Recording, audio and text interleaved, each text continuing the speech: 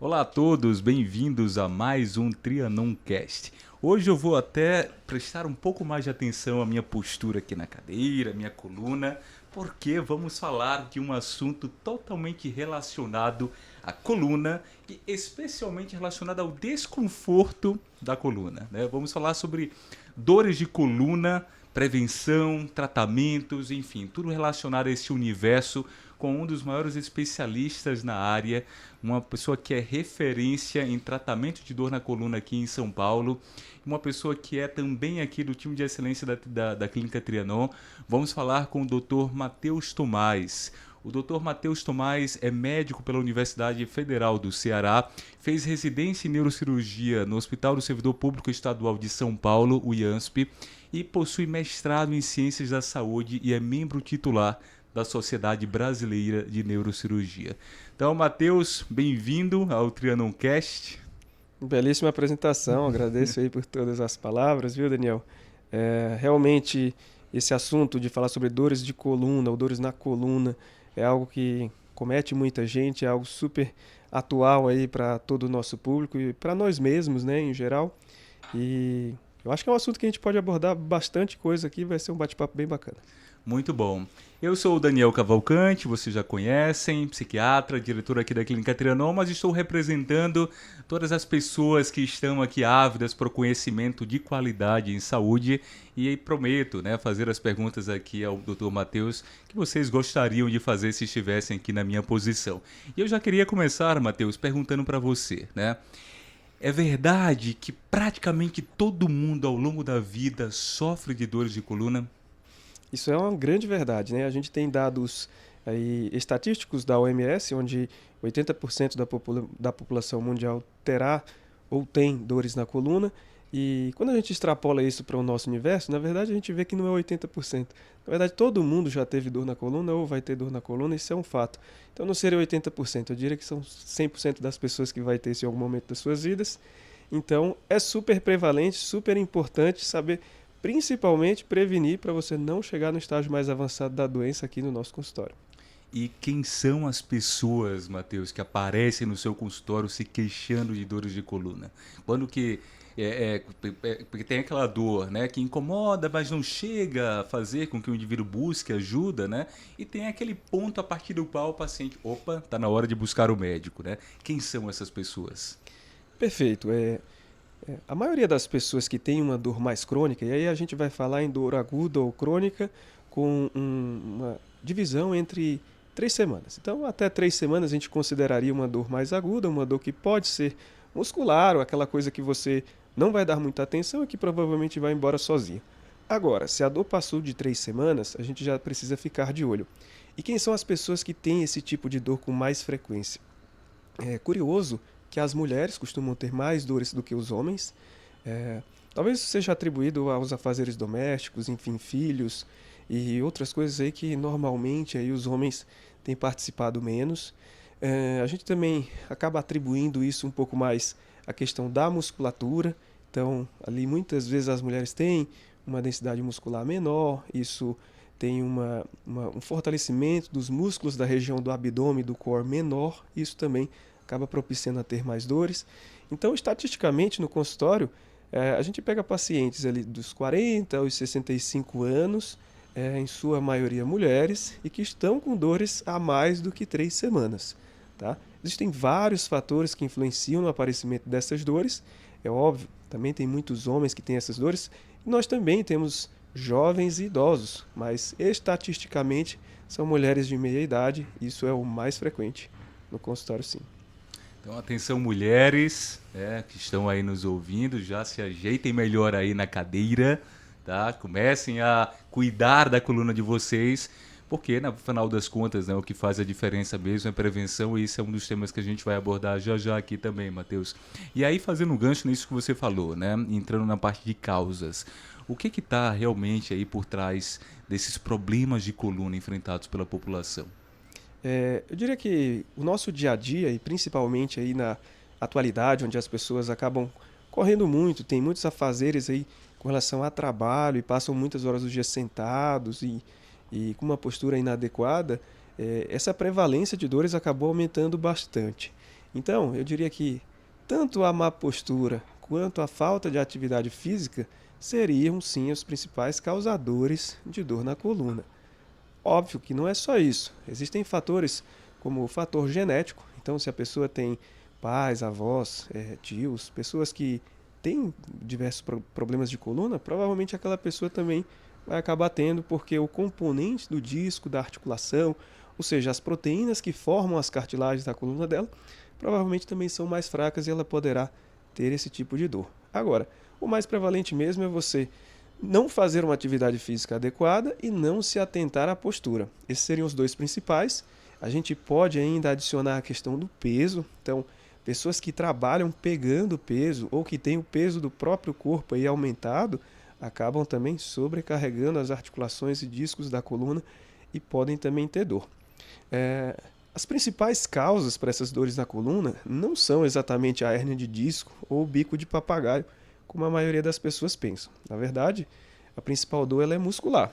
E quem nunca acordou ali, né, e estava com uma dor ali na cervical, na lombar, e fala, caramba, estou com um torcicolo, ou estou com uma dor aqui na lombar, será que eu dormi numa posição inadequada e tudo? E esse é o tipo de dor mais frequente. E se for uma dor que dura ali em até 3 semanas, a gente não vai se preocupar muito com ela. Provavelmente ela vai passar ali com um alongamento. Às vezes vai precisar de algum anti-inflamatório, de uma compressa quente, uma massagem, mas vai acabar indo embora. Agora, se passar de 3 semanas ou vier com outros sintomas mais exagerados, sintomas neurológicos, aí a gente tem que ficar de olho e procurar um especialista com certeza. Matheus, e o colchão, travesseiro, faz muita diferença mesmo? Hoje a gente vê propagandas de colchões ultra tecnológicos, né? Fazendo um apelo ali em relação à coluna, né? A como que a coluna se encaixa e tal. E aí, nesse fator, né? Faz muita diferença mesmo o tipo de colchão, de travesseiro? Curioso e realmente faz diferença sim. Existe uma revisão sistemática sobre isso de literatura, revisão sistemática do PubMed, que analisou os tipos de colchões aí para saber qual que seria o mais adequado para as pessoas. E foi muito legal o resultado dessa revisão sistemática, porque eles viram que é o seguinte, os colchões muito moles, aqueles que cedem, a pessoa acaba modificando as curvaturas da coluna. E a gente tem curvaturas fisiológicas. Por exemplo, na cervical e na lombar a gente tem lordose, na dorsal e na sacral a gente tem cifose, que é a curvatura normal que a gente nasce com isso aí e a gente vai carregar pro resto da nossa vida essas duas curvaturas normais. Agora, se você deita num colchão muito mole, aquela sua lordose na lombar, por exemplo, ela vai ficar se forçando para se tornar cifose, ou seja, ela vai modificar a estrutura da nossa curvatura e isso pode gerar bastante dor. Então, os colchões muito moles, eles são contraindicados por conta disso. Modifica a curvatura e gera dor. Curiosamente, os colchões muito duros, e aí com uma densidade muito alta, que o pessoal chama de colchões ortopédicos, eles fazem uma grande compressão nas proeminências ósseas. Olha curioso. Então, a sua escápula vai acabar doendo, a região dos ossos da questão isquiotibial e das articulações do quadril, aquele colchão muito duro vai acabar comprimindo essas articulações e gerando muita dor. Se você dormir de lado, vai acabar pegando a articulação do quadril, do ombro, do cotovelo. Então, esses colchões muito duros que promovem ali uma compressão dos ossos também geram muita dor. E aí viram que o ideal mesmo era um colchão de densidade média, que é o que a gente chama ali em torno do D28, D30, uma densidade média, onde ele pode ter sim aquele tal do pillow top, que promove ali um conforto maior. Ele não pode nem ceder muito, nem ser muito rígido, e aí a pessoa tem que realmente testar, ver o que ela se sente mais confortável, mas pela revisão sistemática faz diferença. A segunda pergunta que você me fez foi com relação a travesseiro. E aí, o melhor travesseiro realmente é o de espuma viscoelástica e que tem aquela curvatura, para que a sua cervical se acomode com a nossa curvatura cervical em lordose. E aí você pode deitar ou de barriga para cima, né? Ou de lado. E aí essas seriam as posições mais adequadas para o sono. Então ali, colchão de densidade média e um travesseiro de espuma viscoelástica com curvatura. Seria o ideal. Anotaram aí, pessoal? E, Matheus, com relação ainda ao colchão, né? Essa questão da densidade média. Em relação à distinção entre colchão de mola e colchão de espuma, o que você tem a falar? Hoje a gente tem diversos tipos de colchões de molas que já tem uma distribuição dessas molas muito próximas. Então, Uhum. na época que os colchões tinham uma distribuição de molas muito distantes, esse colchão não era legal, porque a região entre as molas acabava cedendo. Hoje em dia, não. A gente tem tanto colchões de espumas que são excelentes, como colchões de mola que são excelentes. E aí, resguardando essas propriedades que eu te falei, de ser uma densidade média, etc., não tem problema ser um ou outro. Então, chegar na loja, passar o esquema lá para o vendedor, ó, eu preciso de um colchão, pode ser um colchão de mola, né, que tenha ali uma densidade média, né, que tenha ali, que seja equivalente a um colchão de densidade média. Eu diria que a dica prática você vai comprar um colchão, você precisa testar esse colchão. Você precisa ir na loja e ficar pelo menos uns 5 minutos deitado lá de barriga para cima, para ver se ele cede e você tem dor na lombar. Você precisa deitar de lado, para ver se de lado acaba doendo as proeminências ósseas e não está muito duro. E aí, se você se sentir confortável nessas duas posições, não ceder e nem for muito duro, aí você está comprando um colchão de qualidade, vai te ajudar. E ainda falando, né, sobre dia a dia, aspectos práticos, Matheus, é verdade que pessoas que andam de moto são mais propensas a problemas de coluna? Com certeza, né? Na moto a gente tem, na verdade, dois tipos de problema. O primeiro problema é o da postura, aquela postura reclinada, onde a pessoa tem que segurar ali no guidão da moto e acaba tendo uma postura de cifose, né, de curvatura anterior, e isso já é um problema. E o segundo é o problema dos trancos, né? A gente sabe que as nossas estradas não são lá muito boas, então tem muito buraco, tem muito trepidação, e isso acaba gerando ali uma sobrecarga das nossas articulações da coluna e acaba tendo mais piora nas dores, enfim, tendo uma maior predisposição a ter sim as hérnias de disco e os bicos de papagaio. Então, com certeza isso está associado. Muito bom. Eu vejo muito, né, na minha prática aqui, pessoas que andam de moto, né, que já têm essa rotina de andar de moto há muito tempo, né, queixarem-se mais e conversando com pessoas aí, né, nos nossos círculos sociais, há essa impressão, né, de que pessoas que andam de moto se queixam mais ali de problemas de coluna, né? Hoje a gente tem profissões, inclusive, né, em que o indivíduo fica ali horas e horas andando de moto, fazendo entregas, né? E mesmo, né, quando não é de moto, é de carro também, né? Os motoristas de aplicativo, né, que passam ali 12, já tive gente já que eu conversei que trabalhava 16 horas, né? Até que os próprios aplicativos colocaram um limite ali, até para prezar ali pela segurança dos pacientes, dos clientes, né? Mas esse pessoal acabava meio que dando um jeito, se cadastrava em mais de um aplicativo, fazia uma jornada em um e no outro, Exato. enfim. E aí acabavam sendo vítimas desses problemas, essas dores de coluna. E puxando o gancho, então você acabou falando aí de diversas profissões que têm uma predisposição aumentada a ter dor na coluna, né? Como, por exemplo, os motoristas de aplicativos, não tenha dúvida, ou motoristas em geral que passam muitas horas no trânsito. Turistas de ônibus, né? Isso, porque a posição sentada, ela é uma posição de risco, né? Quando a gente está sentado, a gente tem uma sobrecarga maior sobre os nossos discos e articulações e acaba gerando mais dor. Então, aquela pessoa que fica muitas horas sentadas, existe até uma dica prática para isso. A partir de 45 minutos, o ideal é que você levante, faça um alongamento breve, uma caminhada, alguma coisa do tipo, para depois voltar, porque ali você relaxa a musculatura, você tira um pouco da sobrecarga articular, é como se desse uma folga ali para a tua articulação. 3 a 5 minutinhos ali de folga, você pode sentar de novo e continuar teu trabalho. Pessoas do setor de logística e aqui que acabam pegando peso, né? Pessoal que trabalha em transportadora ali, que pega a caixa, que acaba precisando fazer esse tipo de serviço, tem que ficar muito atento à postura na qual ela vai pegar aquela carga, isso aí é importantíssimo, né? A gente tem pessoas que trabalham com sobrecarga de, por exemplo, hospitais, né? Eu falei de transporte de mercadorias, mas quem trabalha em hospital sabe muito bem que a gente tem vários profissionais ali que precisam passar o paciente de uma maca para outra, dar o banho, levar para fazer um exame, uma tomografia, uma ressonância. E isso também é um fator de risco grande ali para ter dores nas costas. Aliás, eu atendo diversos profissionais aí da saúde que têm esse tipo de problema também. Então, Tem a galera do escritório também, né? A questão da escolha da cadeira. justo. Eu diria que, puxando já para esse assunto, a cadeira ela é importante, porque ela tem que ter ali um apoio de lombar, para a região lombar, para que você não fique com a lombar livre e gerando uma sobrecarga desnecessária. Então, se você está bem apoiado, como eu estou aqui bem apoiado nessa cadeira, com a lombar encostando aqui no encosto, essa é a postura ideal. Agora, Mais importante do que isso é fazer as pausas lá a cada 45 minutos, porque você tira a sobrecarga. Imagine que quando a gente fica muitas horas na mesma posição, a gente acaba gerando mais dor. E não é à toa que a maior parte das pessoas tem dor quando acorda. Por quê? Porque ela ficou horas e horas ali numa posição de repouso, dormindo, e quando ela acorda com dor. E por que que isso acontece? Quando a gente tem alguma sobrecarga da articulação, a gente tem um processo inflamatório daquela articulação. Então a gente tem as citocinas inflamatórias que vão gerar ali um aumento da dor naquela região. Quanto mais tempo você passa em repouso, maior é o processo inflamatório. Agora, quando você se movimenta, você aumenta o fluxo sanguíneo naquela região, você lava esse processo inflamatório e a dor reduz.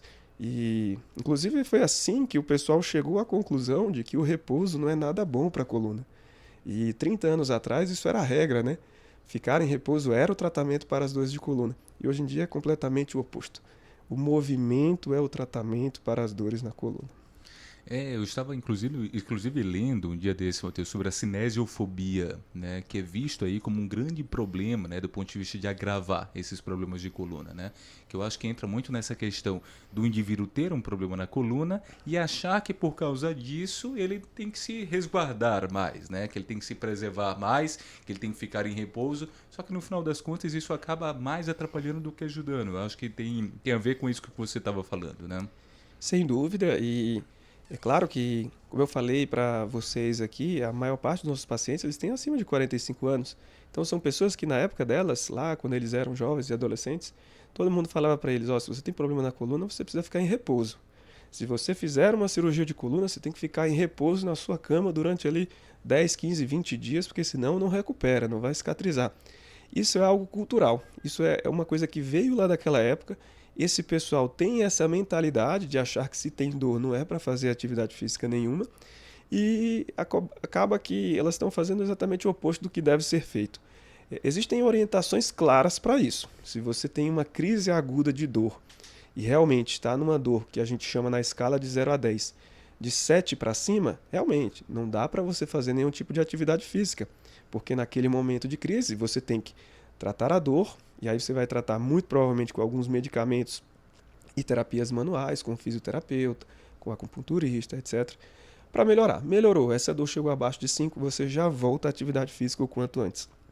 E eu diria que normalmente 48 ou 72 horas de repouso naquele momento de crise já é suficiente, né, para que você trate essa crise e depois volta lentamente.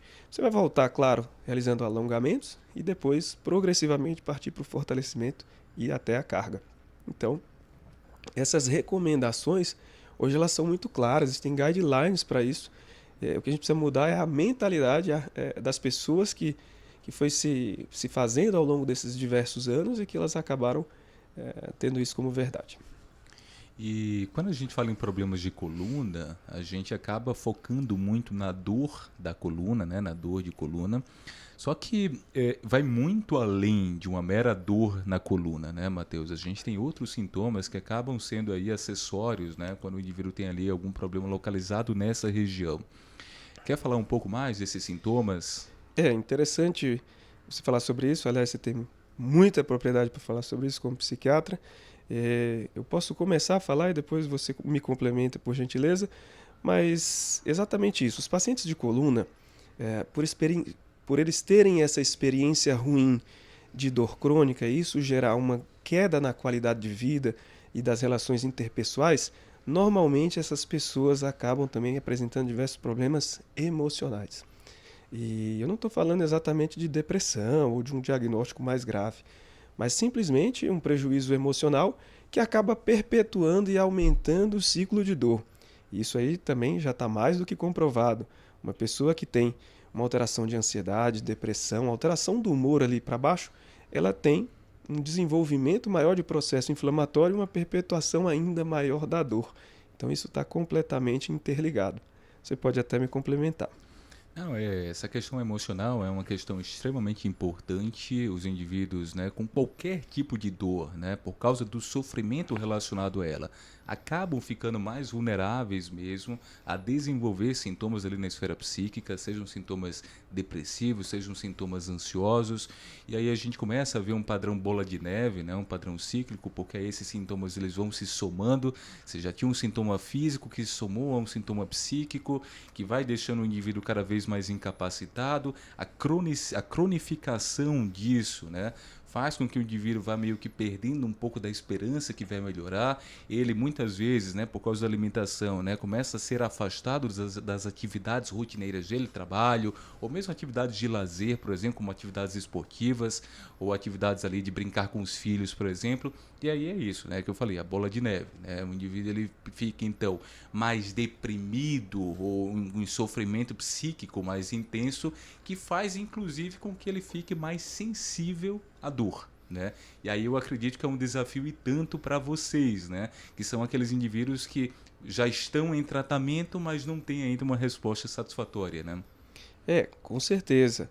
Aliás, é curioso que muitas vezes a gente acaba utilizando não só medicamentos que vão agir nas dores, mas medicamentos que vão agir no sofrimento psíquico, porque comprovadamente isso está tão interligado que se aquela pessoa melhora do sofrimento psíquico, ela vai também melhorar da dor que ela tem na coluna ou em outros lugares do corpo dela.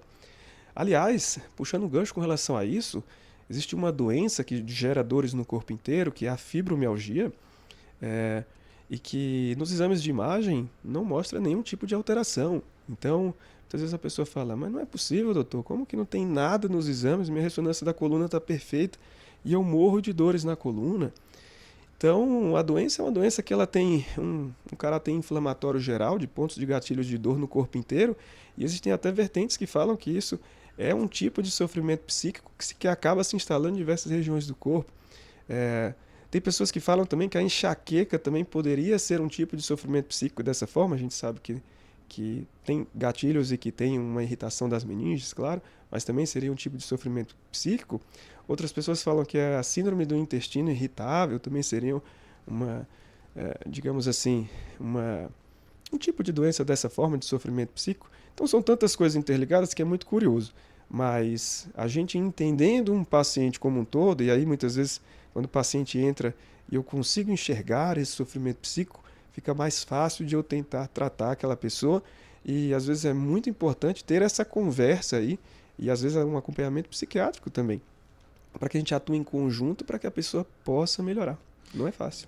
Realmente, quando a gente fala em dor crônica, é fundamental que o acompanhamento seja muito profissional, né? Até porque quando a gente fala em dor crônica, a gente fala em algo, né, que tem ali três camadas, podemos dizer assim, né? A camada biológica, a camada psíquica e a camada socioambiental, né? Do ponto de vista biológico, entram questões anatômicas, que inclusive a gente já mencionou algumas aqui. Do ponto de vista psíquico, né, questões aqui que a gente já acabou de abordar aqui, né, relacionadas a outros sintomas que se desenvolvem e deixam, inclusive, o indivíduo mais sensível à dor, né? E aí entram também os fatores socioambientais, como a profissão do indivíduo, né? A postura do indivíduo, né? Capacidade muscular do indivíduo e por aí vai. Eu até gostaria, né, ainda de reforçar um pouco essa questão da esfera psíquica, né? Porque aí dentro dessa esfera a gente tem três principais fatores, né, que influenciam nessa questão, que é catastrofização, né, a cinesiofobia que eu comentei, né, o medo do movimento e a depressão, né. Já existem estudos, né, que trazem esses três fatores como os três fatores mais proeminentes, os três fatores que mais são capazes de influenciar a experiência que o indivíduo vai ter e a evolução que ele vai ter ali dentro desse contexto de dor de coluna. Perfeito. Acho que você tocou num dos pontos principais.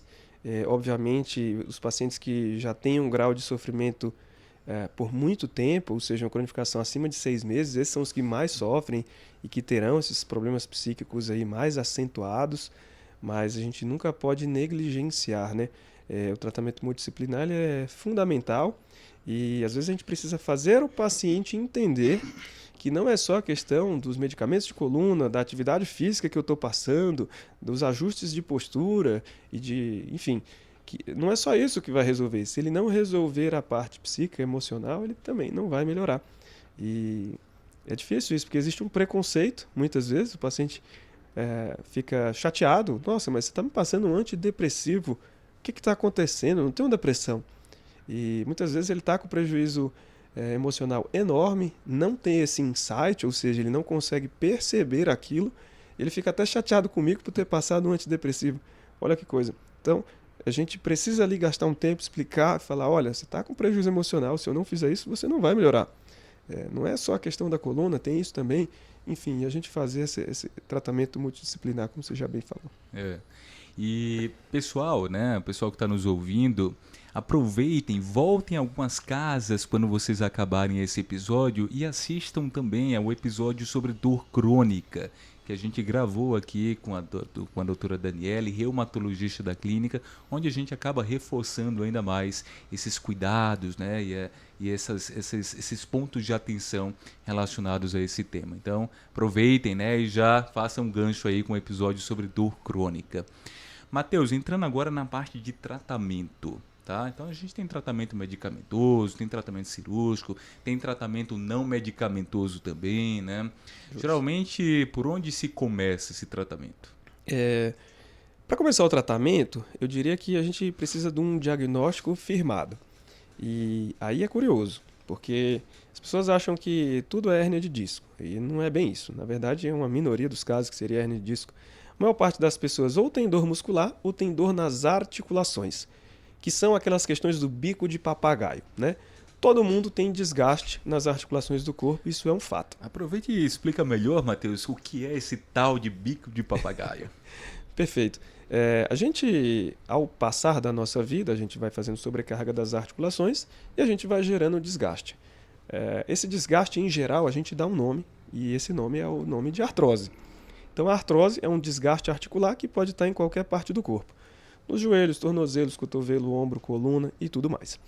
Na coluna especificamente, esse desgaste ele promove com que as pontinhas do osso elas cresçam em direção lateral e formam um bico, que é exatamente esse bico de papagaio. Porque ele parece mesmo um bico de papagaio, quando a gente vê um raio-x, essa pontinha normalmente ela vai para o lado e parece um biquinho de papagaio descendo. E isso só quer dizer uma coisa para a gente, que essa pessoa tem desgaste, que esse desgaste é antigo, porque um desgaste novo não gera um bico de papagaio, isso é algo crônico, isso é algo de anos, e que realmente aquela pessoa tem dor por conta desse desgaste de anos e tudo mais. E esse então seria um dos diagnósticos mais comuns, né, que é a artrose ou o desgaste das articulações. E aí, na sequência, que eu diria que as hérnias de disco seriam aí o diagnóstico segundo mais frequente, digamos, ou terceiro mais frequente, digamos assim, que seria quando o disco sai do lugar e comprime algum nervo. Curioso porque a artrose ela gera uma dor que a gente chama de axial. Então, se eu tenho artrose na região cervical, a minha dor vai ser na região posterior do pescoço. Não vai ser irradiada para o braço. Agora, se eu tenho uma hérnia de disco na cervical, aí a dor provavelmente ela vai ser no pescoço e vai irradiar para o ombro, para o braço e até para a mão. Então, essa já é uma das formas de diferenciar. Se a tua dor é só no meio da coluna, provavelmente a gente está falando de desgaste, não está falando de hérnia de disco. Agora, se a tua dor vai para o braço ou para a perna, provavelmente a gente tem um problema no disco, que está comprimindo algum nervinho e gerando aquela dor irradiada. E a partir daí, quando a gente consegue fazer o exame físico, os exames de imagem e detectar ali qual é o tipo de doença, é que a gente vai tratar. E aí, começando aí pelos desgastes, né, das articulações, hoje em dia a gente sabe que o principal fator para tratar isso é através do movimento. Então a atividade física ela é o número 1 para você ter uma melhora dessas cartilagens articulares. Porque o movimento ele vai lavar o processo inflamatório, ele vai aumentar a mobilidade daquela articulação e, com o tempo, ele vai tentar promover uma melhora daquela cartilagem e uma melhora das dores em geral. Então, o movimento seria o número 1. Claro que existem diversas outras modalidades de tratamento. Então, além do movimento, e aí, talvez para as pessoas que estão ali nos assistindo vão falar, mas que tipo de movimento, doutor? Então, vamos lá. O primeiro tipo de atividade física mais indicado para essas dores de coluna realmente é um pilates. E isso foi já analisado por revisão sistemática também, onde viram que o Pilates seria o principal exercício que promoveu uma melhora dessas dores com relação à artrose. O RPG também vem aí em segundo lugar como uma atividade que seria muito bem indicada, porém, academia com musculação, ciclismo e até a corrida também podem ajudar. Curioso, né? Tem pessoas que acham que a corrida é um exercício de impacto e que promoveria uma piora das dores de coluna. Isso já caiu por terra, não é assim. A corrida é fator protetor para as dores de coluna, sim. Na verdade, a corrida ela pode promover um desgaste principalmente de joelhos, mas com relação à coluna, ela é protetora, principalmente se for aquela corrida em níveis, digamos assim, não profissionais, né? Aquela corrida que não é uma meia maratona, que não é de alto rendimento, uma alta velocidade, isso daí seria protetor, então você pode fazer a corrida sim. E aí, voltando então, falando dos exercícios, a gente passaria para as terapias, digamos assim, cirúrgicas, né? A gente falou do conservador, quando a gente passa para o cirúrgico, para a questão da artrose, a gente tem as infiltrações ou até algum tipo de cirurgia. Dificilmente você vai fazer algum tipo de cirurgia para um desgaste articular, porque a gente não tem como trocar essas articulações. Mas no caso das infiltrações, isso é muito interessante, porque existem diversos tipos de infiltração, e hoje em dia a gente tem as infiltrações com medicamentos, as infiltrações com ácido hialurônico e as infiltrações com aspirado de medula óssea, na qual a gente retira o sangue do paciente, o sangue da medula óssea, seja da bacia, seja do externo, seja da tíbia, e a gente vai aplicar aquele sangue dentro daquelas cartilagens com um intuito. Esse sangue, que contém células-tronco, ele vai fazer com que aquelas células cartilaginosas que estão ruins e desgastadas, ele vai promover uma regeneração celular. Essa cartilagem vai melhorar, ganhando amplitude, ganhando melhora do movimento e, consequentemente, uma melhora das dores. Então a gente pode utilizar as 3 modalidades de infiltração para tratar esse desgaste articular.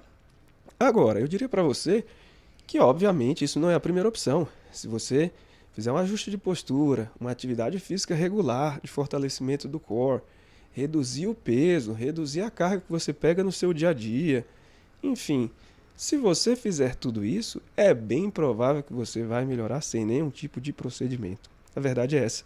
Só que as pessoas querem o caminho mais fácil, né? Fazer tudo isso às vezes toma tempo, empenho, e a pessoa ela quer uma cura milagrosa e fala: doutor, como que eu faço para resolver isso de vez? Não posso fazer logo uma infiltração? Eu falo: pode, mas você já fez todo o resto que você deveria ter feito antes? E a resposta muitas vezes é não, não fez. Aí não é legal, a gente não pode pular etapas, né? E, Matheus, eu sei que você tem um volume tanto, né, de cirurgias realizadas. Então você tem propriedade, né, para trazer um pouco aqui da sua experiência pessoal, da sua impressão. Eu te pergunto, é muito prevalente mesmo dentre esses pacientes que acabam indo para a cirurgia o sedentarismo, a inatividade? Demais. Eu diria que dificilmente a gente vai operar uma pessoa que tem ali uma composição física legal, que faz atividade física regularmente, que tem o core bem treinado e que mantém uma postura boa. Dificilmente. Obviamente existem exceções à regra, enfim, a parte genética é uma delas. Então eu já operei um lutador de jiu-jitsu que era super forte, que tinha um core super bem treinado e tal, e tinha ali 2 hérnias de disco. E aí, quando a gente foi investigar, os 2 pais já tinham sido operados da coluna, os tios, avós, enfim, etc. Então era uma coisa familiar que aquele paciente provavelmente ele não ia escapar de um problema de hérnia de disco. E realmente assim foi, nós operamos e ele ficou bem. Agora, é curioso a gente falar sobre isso, porque a maioria dos pacientes realmente estão sedentários, estão acima do peso, não fazem nenhuma atividade física para fortalecimento do core, muitas vezes têm uma rotina desgastante em casa ou no trabalho, dizem que não tem tempo para cuidar de si mesmo, e aí eu queria abrir um parênteses que ter tempo é questão de prioridade, todo mundo tem tempo, basta você priorizar. Então, essas pessoas são as que acabariam indo para um procedimento cirúrgico. Agora, olha que engraçado. Se nós fizermos essa cirurgia e a pessoa não promover as mudanças no pós-operatório, provavelmente nossa cirurgia vai toda por água abaixo. O paciente vai até ficar um tempo bem, mas depois ele vai voltar a apresentar algum problema de novo, seja de artrose facetária, seja de hérnia de disco, porque ele não cumpriu com os nossos pilares aí de exercício físico, de ajuste de postura, de ajuste de peso, etc. Então, ele vai acabar sobrecarregando tudo de novo e tendo o mesmo problema se ele não seguir as recomendações no pós. Eu vou já te perguntar, né, sobre essas recomendações no pós, né, sobre como é a recuperação dessa cirurgia, mas eu fiquei curioso com o cara do jiu-jitsu, com esse caso. Esse caso, Matheus, considerando que já é um indivíduo que tem uma musculatura mais bem trabalhada, um indivíduo que era ativo, atleta e que acabou sucumbindo à cirurgia por questões genéticas, é um indivíduo que geralmente responde melhor ou pior à cirurgia? Responde super bem. Isso porque todas essas outras questões que a gente falou aqui sobre atividade física, controle de postura e peso, ele já faz. Então ele já está fazendo a parte dele. Se porventura ele apresentou uma hérnia de disco, foi uma infelicidade, um problema muitas vezes aí genético, onde ele não ia conseguir escapar. E aí você operando aquela hérnia de disco, dificilmente ele terá uma nova hérnia de disco naquele lugar. Claro, pode ter por questões genéticas e de o disco ser mais fraco? Sim, mas como ele já cumpre todo o ritual, digamos assim, pós, ele vai ter uma chance bem menor do que outras pessoas que estão sedentárias, acima do peso, que não fazem atividade física, etc. Eu já mudei até minha posição aqui, inclusive na cadeira, né? Já estou fazendo um exercício aqui de variar, né, a posição para meio que, conforme você estava nos explicando, né, mudar um pouco aqui a posição das minhas vértebras, né, e gerar aqui uma melhor lubrificação, um melhor relaxamento da musculatura, etc. Já já eu mudo de novo minha posição. É isso mesmo, né? Perfeito, é isso aí. A gente já está aqui há um tempinho e é importante você não sobrecarregar. A questão é sempre essa. Começou a ter uma dorzinha, tá errado. Levanta, muda de posição, deixa aquela musculatura respirar e depois você volta. E aí, Matheus, falando da cirurgia ainda, né? Cirurgia de coluna, para muitos, né, pelo menos por um tempo, era algo assustador, né? Ah, vai fazer uma cirurgia de coluna, vai passar não sei quanto tempo acamado, vai colocar pino na coluna, placa na coluna. E você é especialista, né, numa técnica minimamente invasiva que promete justamente facilitar a recuperação, encurtar o tempo de inatividade pós-cirúrgica, né, para que o indivíduo consiga, né, depois recuperar a sua funcionalidade. Fala um pouco para o pessoal, né, que ainda carrega esse estigma, né, da cirurgia de coluna ser uma coisa extremamente traumática e até às vezes incapacitante, né? Perfeito. Eu diria para você, Daniel, que as cirurgias mais tradicionais de coluna, e aí, desde a década de 60 até os anos 2005, mais ou menos, eram sempre cirurgias abertas e cirurgias com artrodese. Artrodese são aquelas cirurgias que têm algum tipo de fixação, seja por parafusos, por placas, etc. E aí, de 2005 até 2015, houve uma mudança aí na questão tecnológica, onde o pessoal conseguiu desenvolver diversos instrumentos, e aí semelhantes ao da laparoscopia, né, que já era feito na barriga ali há muito tempo, de pôr uma câmera e fazer a cirurgia por vídeo. Isso foi desenvolvido para cirurgias de coluna. E aí eu diria para você que a partir dos anos 2010, 2012, foi que essa técnica adentrou no Brasil de uma maneira mais eficiente, digamos assim, começou a se popularizar um pouco mais, e aí mais pessoas começaram a fazer. Isso cresceu e teve um boom assim espetacular a partir de 2018. E, curiosamente, essa era a época que eu estava me formando na residência lá no IANSP e que explodiram o número de cursos sobre cirurgias minimamente invasivas e todo mundo queria aprender aquilo, porque realmente o estigma de ter que ficar numa cama com diversos parafusos ali na sua coluna, com o risco de desenvolver dores crônicas. A gente sabe que os parafusos que são de titânio, em tempos de frio, eles também ficam mais gelados e acabam gerando dor. Isso já é uma queixa frequente das pessoas que têm artrodese. Então a gente tinha que resolver isso de alguma forma. E aí a parte tecnológica, então, das cirurgias de vídeo veio para mudar esse paradigma. E hoje a gente opera uma hérnia de disco, por exemplo, no último nível, na L5-S1, uma cirurgia que pode acontecer em 30, 35 minutos, super rápida, não vai necessitar nenhum tipo de artrodese. O paciente tem alta no mesmo dia, nem vai dormir no hospital, vai para casa, vai estar andando no mesmo dia. Muitas vezes, 3, 4 dias depois, ele já está trabalhando até de home office. A gente tenta evitar que o paciente pegue transporte, enfim, vá para o escritório. Por quê? Por questões dessa cicatrização inicial. Então, normalmente eu peço que fique pelo menos 7 dias ali em casa. Óbvio, pode trabalhar de home office, ele vai na cozinha fazer um lanche, ele pode sentar, ele pode deitar de um lado, do outro, isso não vai ter problema nenhum, justamente por ser uma cirurgia minimamente invasiva. Então, as pessoas ficam até assustadas. Nossa, mas uma cirurgia de coluna com 1 ponto ou com 2 pontos só é possível? E hoje em dia, sim, é possível. Aliás, para diversos casos, inclusive para idosos. A paciente mais idosa que eu operei, ela tinha 85 anos, uma estenose de canal de 3 níveis, e a gente conseguiu fazer essa cirurgia por vídeo, e ela ficou super bem, teve uma excelente melhora dessas dores, e não precisou fazer nenhum tipo de fixação, nós reduzimos muito o risco dela de ter qualquer problema ali na mesa cirúrgica. Então, um caso espetacular, isso para provar que é possível, né, hoje em dia. E é acessível essa cirurgia por essa modalidade minimamente invasiva?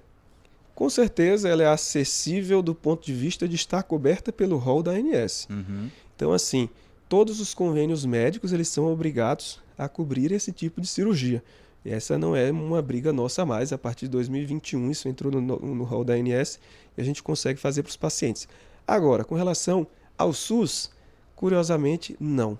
Porque o SUS ele acaba não disponibilizando esses materiais, que são materiais mais caros, né, tecnológicos. Então, no SUS a gente não vê esse tipo de cirurgia, a não ser raríssimos locais, como, por exemplo, o Hospital das Clínicas de São Paulo, a Escola Paulista de Medicina.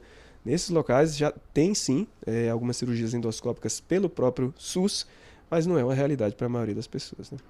O que é uma pena, né? Mas a gente pode ter esperança de que em breve a gente tenha isso no SUS também, mais acessível? Olha, eu tenho certeza que sim, porque a maioria dos estudos hoje, com relação à segurança e à recuperação das cirurgias de coluna, ela também foca em custos. E está muito claro aí para os gestores que fazer uma cirurgia no qual o paciente opera de manhã, vai de alta no mesmo dia, não vai precisar utilizar vários dias de antibiótico, não vai precisar de um leito de UTI, não vai precisar de vários dias de internação.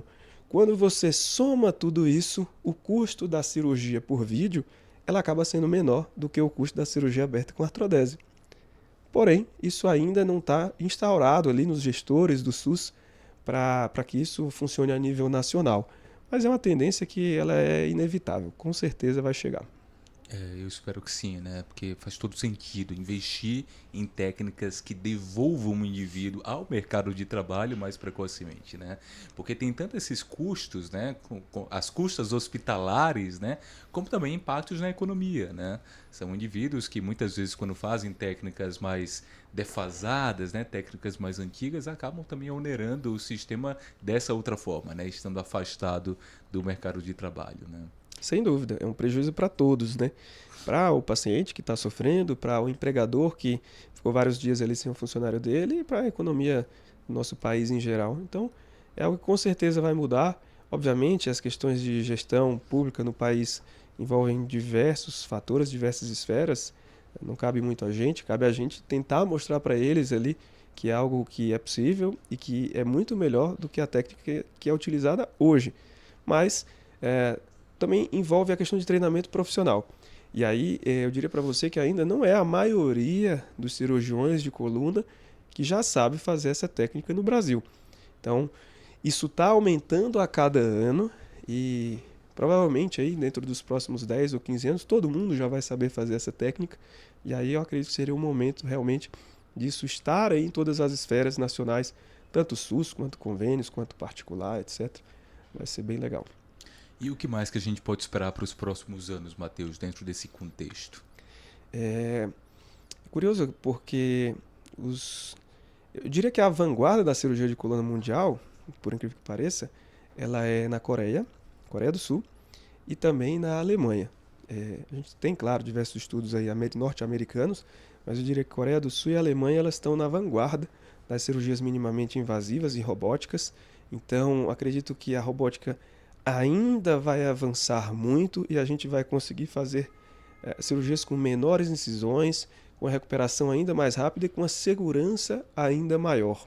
De repente, sem necessitar nem de anestesia geral, às vezes com uma sedação, uma punção pequena, porque os aparelhos eles estão cada vez mais modernos. Então, se você consegue entrar no disco e fazer uma sucção, retirar aquela hernia de disco com um aparelho que tem uma sucção mais forte, ou um laser, ou alguma coisa do tipo, você não precisa abrir aquele paciente. Então, a evolução desses materiais, e aí as feiras tecnológicas são espetaculares, porque a gente fica maravilhado com tudo isso, mostra que nos próximos 10, 15 anos, com certeza a coisa vai mudar muito, as pessoas vão ficar bem mais seguras aí, bem mais tranquilas quando necessitarem realizar algum procedimento de coluna, bem como a parte de medicina regenerativa, né?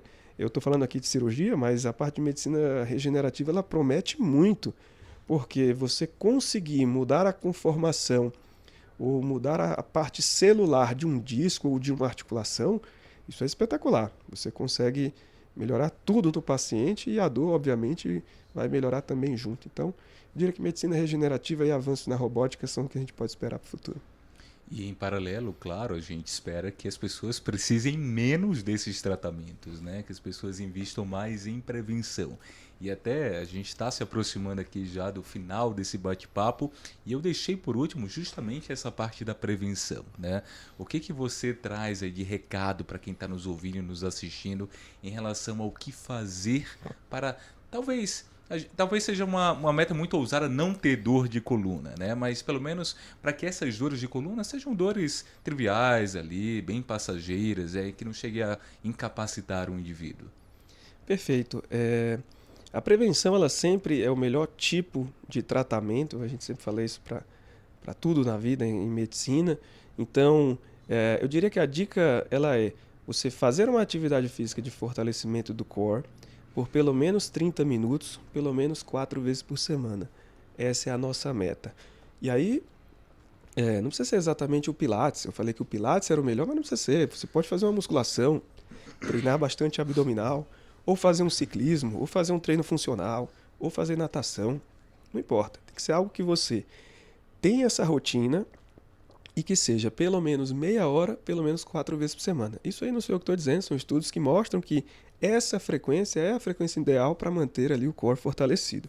E eu acho Então, até importante também pontuar essa questão do core, né? Para quem não está familiarizado com a palavra, né? perfeito. Exato. A gente acaba achando tão normal que acaba não explicando. A questão do core é a região mais central do nosso corpo, que ela envolve o abdômen, a parte anterior das coxas e o nosso dorso, porque é aqui que está o nosso escudo para a coluna. Então, por que fortalecer o core? Por que fortalecer essa região abdominal? Porque ela funciona como um escudo para reduzir a sobrecarga na coluna. E eu tenho um exemplo prático para explicar isso, Daniel, que normalmente é o seguinte. Imagina que a minha região do abdômen ela é super fraca, nunca fiz exercício, estou obeso, aquele músculo é fraco, e aí eu vou segurar um peso de 30 quilos. Provavelmente esses 30 quilos eles vão ser distribuídos diretamente para a minha coluna. Por quê? Porque eu não tenho a musculatura para ajudar a pegar esse peso. Agora, um cara que tem um core bem treinado, e aí ele tem o reto abdominal bem treinado, a parte da coxa e a parte do dorso bem treinada, é como se eu pegasse esses 30 quilos e aí 10 quilos vem para a região do abdômen, 10 quilos vai para o músculo do dorso e só 10 vai para a coluna. Eu reduzi a sobrecarga sobre os meus discos e articulações. Então eu criei um escudo. Esse escudo é o que vai me fazer ter menos dor e menos sobrecarga. Então, legal a gente falar sobre isso. E com relação à prevenção, além aí da atividade física, com certeza, alterações. Ficar muito de olho com a nossa postura, com a posição de dormir, com o tipo de colchão, como a gente falou aqui, com as horas que a gente fica no trabalho, ali no computador. Isso é muito importante. Com as horas que você fica no carro, às vezes é melhor fazer uma paradinha num posto, dar uma caminhada, para que você não tenha essa sobrecarga muscular. São coisas do dia a dia, né? Manter o peso, ter uma dieta adequada. A gente nem falou muito sobre isso, mas tem diversos alimentos inflamatórios que pioram as dores de coluna. Tem outros que já são protetores. Então, eu diria que se a pessoa tem uma mudança de hábitos no geral, dificilmente ela vai precisar de mim. Ela vai levar a vida e vai ter dores uma vez por outra, que são dores que não são incapacitantes. Agora, se ela não segue isso, provavelmente vai se tornar meu paciente em algum momento de sua vida, porque é uma das doenças mais prevalentes da nossa atualidade. Muito bom. Gostei demais, Matheus, desse bate-papo aqui. A gente trouxe várias dicas práticas, inclusive fáceis de serem executadas aí no dia a dia. Espero que quem esteja nos assistindo, nos ouvindo, faça bom proveito dessas dicas e reduza, né, o volume de pessoas que acabam, né, chegando ao seu consultório e acabam meio que as mais graves enveredando aí para tratamentos mais avançados. Mas caso, né, já estejam em situações desse tipo, não hesitem em buscar a ajuda de um profissional, ainda mais um especialista tão gabaritado como o Matheus, para que vocês possam, né, se livrar desse fardo, ainda mais hoje com técnicas minimamente invasivas que não chegam a gerar tanto prejuízo depois da cirurgia, tanto impacto ali no pós-operatório. Eu acho que uma das dicas que eu mais gostei foi, inclusive, essa questão de fazer pausas após 45 minutos. Inclusive, a gente está mais ou menos com esse tempo aqui já de conversa. Então, assim que esse episódio acabar, né, o pessoal que está nos assistindo, nos ouvindo, né, façam como a gente vai fazer aqui, vai se levantar, né, vai dar uma caminhada, vai tomar um café, uma água, para liberar mais aí a pressão sobre a coluna de vocês. Quer passar um último recado, Matheus, para o pessoal? Olha, eu queria te agradecer aqui pelo convite de participar do Trianoncast. Eu acho que é um espaço democrático, a gente pode falar de tanta coisa aqui. Hoje a gente falou de alguns temas, mas os temas relacionados à coluna são infinitos. A gente poderia falar sobre diversas coisas, pontuar ali algo específico e falar horas e horas ali sobre um determinado tipo de tema. Então, o recado que eu queria deixar para as pessoas, se tiverem dúvidas, entre em contato com a Trianon, entre em contato comigo nas redes sociais. Se tiverem dúvidas, vou ficar muito feliz em responder aí as dúvidas de vocês. Fiquem atentos aí nas redes sociais, porque a gente tem muitas dicas de prevenção, de postura, etc. Então, se você estiver atualizado, dificilmente você vai precisar de algo mais invasivo ou de algum tipo de intervenção. Então, a dica é essa. Queria agradecer novamente aqui o convite. Foi espetacular o papo, foi muito bom. E eu fico à disposição para voltar outras vezes e a gente continuar esse nosso bate-papo. Muito bom. Então vocês ouviram o convite, o Dr. Matheus está à disposição para tirar mais dúvidas de vocês. Vocês podem acessar o @Clínica Trianon ou o Dr. Matheus Tomás Neuro. Maravilha. Então, pessoal, eu agradeço a atenção de vocês. Fiquem atentos aí aos próximos episódios do Trianoncast. Geralmente, sempre às segundas-feiras, estamos liberando um episódio dentro do nosso compromisso de trazer saúde com informações de qualidade, com muita responsabilidade, muita ética e com uma profundidade a mais para fugir um pouco aí da rasidão que, enfim, isso a gente já tem de sobra aí nas redes. Então, até a próxima.